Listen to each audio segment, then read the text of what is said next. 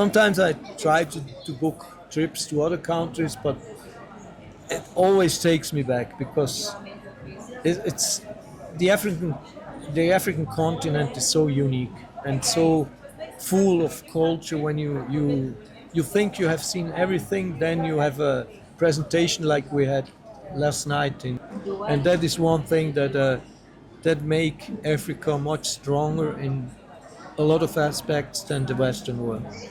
The Western world is falling apart because I think we don't respect the roots anymore. And even game drive, people don't understand that each game drive is different. You never know what you're gonna find, and sometimes the whole day you don't have action, and then the last 5 minutes.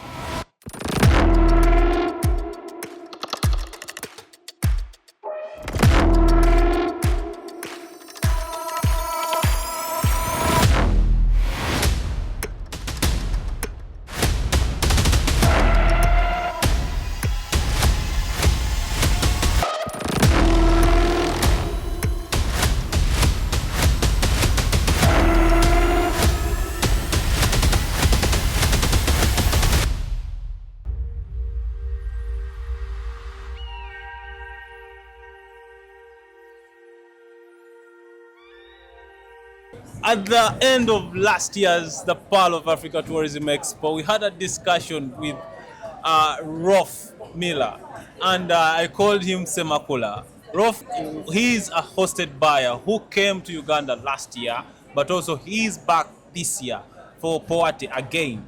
So when we were having that discussion last year, it was quite on a number of issues, different issues. Rolf shared his perspective about Africa and how other people see Africa. Rolf is back on Destination 256. He has experienced Uganda yet again. We want to hear what he has seen, what he has heard, and what he has to say.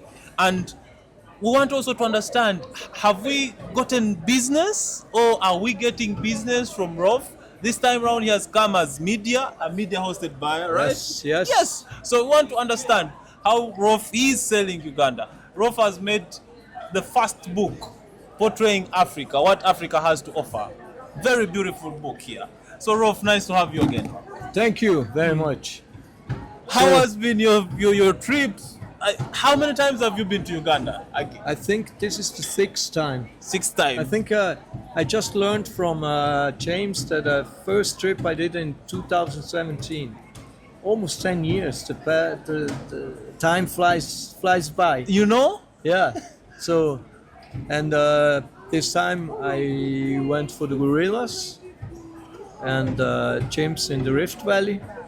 This time the chimps, they were friendly to me. Because last time, the first time I was here, I had my backpack 17 kilos, and in those time I think they didn't use trackers, so we walked for 3 hours and a half. I was so tired when you find the chimps. And this time they were really friendly. One was the alpha was laying on a small bush and gave me some very beautiful pictures. And be windy when we left, there was so wonderful fog in the forest, but unfortunately I had to make all of the picture out of the running car. So, I was almost crying because there was so perfect landscape, and I almost tell them, let me here, I will walk to the next stop because it was so perfect. But sometimes when you're in a group, that's happening. Yeah. But this is basically the first concrete result from last POATE. Because I had a book. Probably you remember the last book, but then I was talking to my friend. I said I must do a book only about Africa because I met so many friends now in Africa. After POATE, one of the girls that was in our fam trip, she promoted the Dikoma festival in South Africa, and she saw the pictures. We need you because we are still growing and we need good pictures. So and I made several friends, and it was funny because one of them, Christine from Uganda, she posted a picture of me and said, "Can somebody adopt this Muzungu?" And any country can adopt the Muzungu, and even people in Brazil, they know them very passionate. So, and this time you have asked what I'm doing to promote Uganda and Africa. I just we're having lunch on 21, and one girl from Poland, she said that she had a client to Zambia, and she was very concerned because of this Ebola talking. And so I decided to make 3 videos from here and say, look, do you see anybody concerned? So how many times you still will fall for the lies that the press publish? Because it makes me kind of angry, because it's if you look the real numbers and so much work we have to do all the time is to bring down the preconception that people have about Africa, and thinking, I told this in the last podcast, that a lot of people still thinks about diseases, and then they got scared for nothing, because I mean, it's like if you have a disease in Paris and people say, I won't go to London because there's a disease in Paris, Zambia and Uganda. It's the same thing. So people, they still, or they must be educated, and so this is the main goal that I always have, and people see how passionate I'm about Africa. Sometimes I try to book trips to other countries, but it always takes me back, because it's the African continent is so unique and so full of culture. When you think you have seen everything, then you have a presentation like we had last night in it's what's called Murte, the group. We had dinner and dancing At Ndere Culture Center? Yes, exactly, this one. And this instrument that they showed, it's like a xylophone, this with the woods that they hit, and it's a collective one. Yeah, exactly. Yes. And then the first one plays, and then a neighbor comes and plays too, and this was first one I saw this, and so it's always so There are like rich. 3 people on the instrument. It was, I think it was 4 or 5 Yes, until. It was very big, and it's amazing, and one thing I talk to people that unfortunately in the Western world the family bound, and it's not so strong that it's in Africa, and that is one thing that make Africa much stronger in a lot of aspects than the Western world. The Western world is falling apart because I think we don't respect the roots anymore, and you transform children. For example, here children are still children, and you see, for example, in big cities in Brazil, people are sitting with the children and they put a cell phone in front so the children is watching a movie and they don't interact. And I think the most value that we have is time, it's bounding. And when you are all the time with a cell phone, what kind of bounding will you make? And this is one thing that brings me always back to Africa, and the bounding here is strong, and yeah, I mean, I'm really passionate about Africa, and when people see it, they know what's your next trip, and are you going to Africa again? I say, and why? And even game drive, people don't understand that each game drive is different. You never know what you're going to find, and sometimes the whole day you don't have action, and then the last 5 minutes you. So, for example, this was in Dicoma when we were in a park there in Manieleti. We had a coffee break and the car left, and we came 5 minutes later, and they didn't see, because I think in this 5 minutes the line just made a kill on the way, and we just they were still feeding in this scrounging that they have. I never saw it when they feed.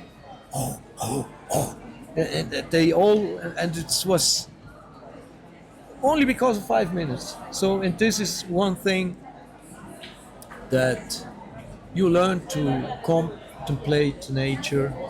This is one thing that's missing in the Western world. I think people are losing the contemplation gift they have. And for example, in Rio we have a big forest, and every Friday I disconnect to stay the whole day in the forest. I walk about 24 to 28 kilometers. We have some animals there too, and you hear the birds, the sound of birds, and so relaxing. So I think I talked so much and I didn't give a concrete answer to you.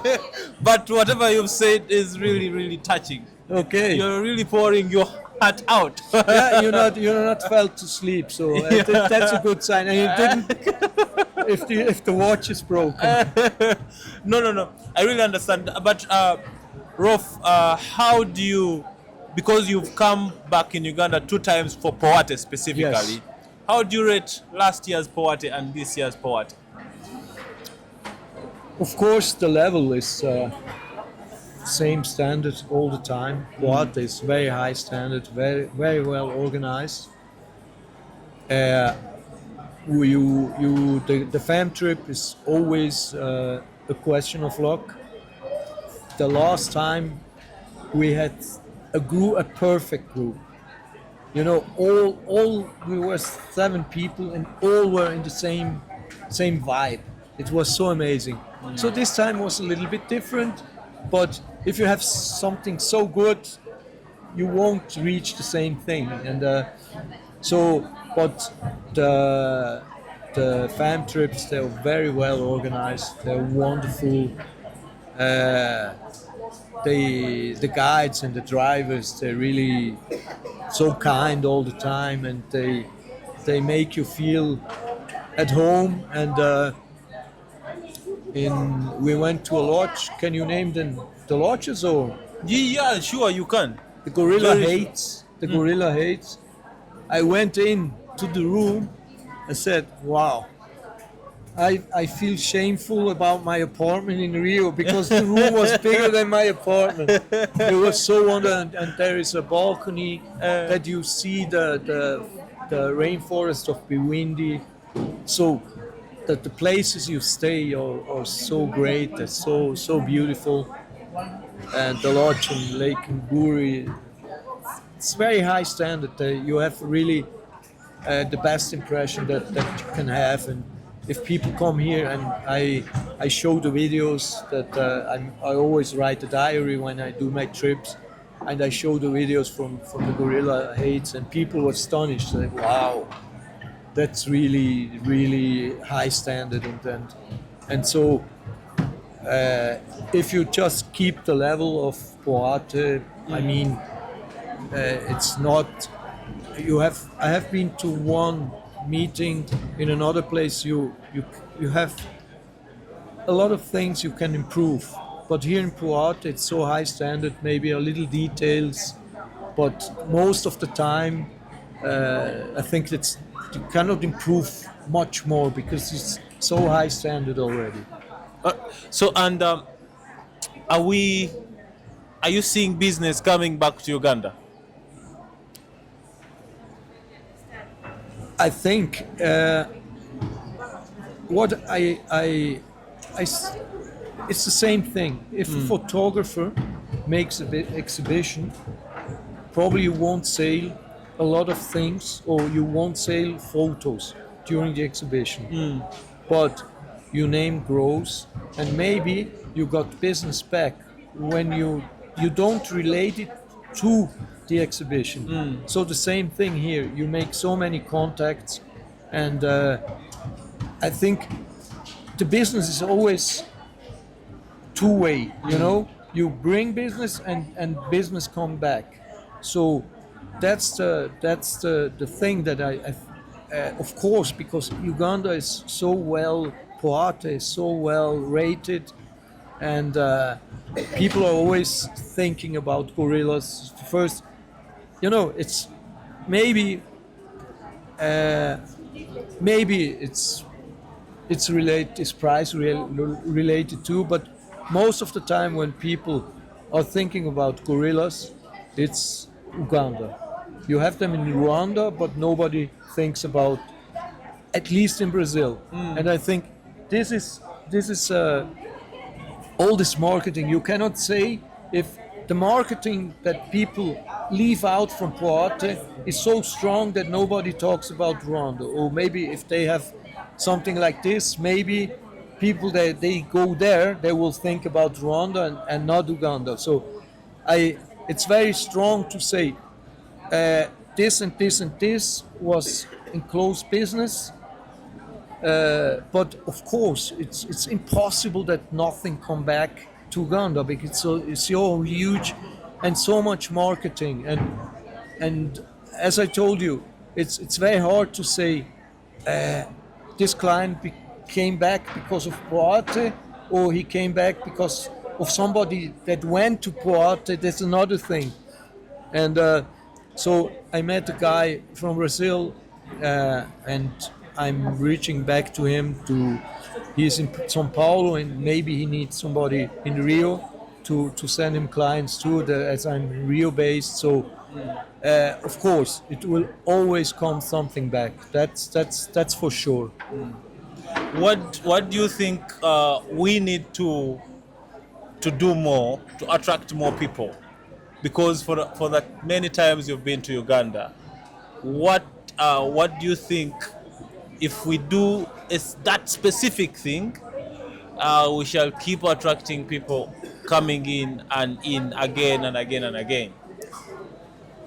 One thing probably the marketing outside maybe should be stronger. For example, if you have something, maybe the embassy of Uganda makes an event, a cocktail in Brazil, and invites some people, and maybe offer a cocktail and say, look, we have an event to promote Uganda. So when you do this outside too, so that's one thing that can attract people. Because one problem that a lot of people has too, if you go to Uganda or any other country, how are you gonna find the right place to go? For example, now you go to internet, but you have a lot of fraud on internet too. So if you have people that are willing, for example, they sponsor the cocktail, maybe local people, and they sponsor a cocktail in Brazil promoted by the Ugandan embassy, and maybe show the picture, for example. It will be a great pleasure. Maybe we can give them the idea. Maybe I make a slideshow with pictures from Uganda, and they make a cocktail, and they invite some people. I think this is one thing that could bring a lot of business to Uganda. This is one thing that you have specific. You know, I always remember in Brazil we had Varig. Varig was a flight company, and it was the name, like the gorillas are the face of Uganda. Varig was the face of Brazil. But now it went bankrupt, and you don't have the as the flight company, you don't have the face of Brazil anymore. So I think this is one thing good to go to countries where you have maybe an embassy and make a cocktail and invite some people. This could be great. And for example, for me, it's more than a pleasure to help in this. So maybe the embassy organize something like this and say, yeah, it's great, and I might make a slideshow, show my experience, and of course, you know the level of my pictures. That always helps to promote the places, and maybe we give somebody in the government an idea that they talk with the embassy and organize something. That I think would be a really good a really good startup for maybe to make people interested that so far they didn't interest. Well, Rolf, in your closing remarks, what do you give us as sector players and people who are into the sector?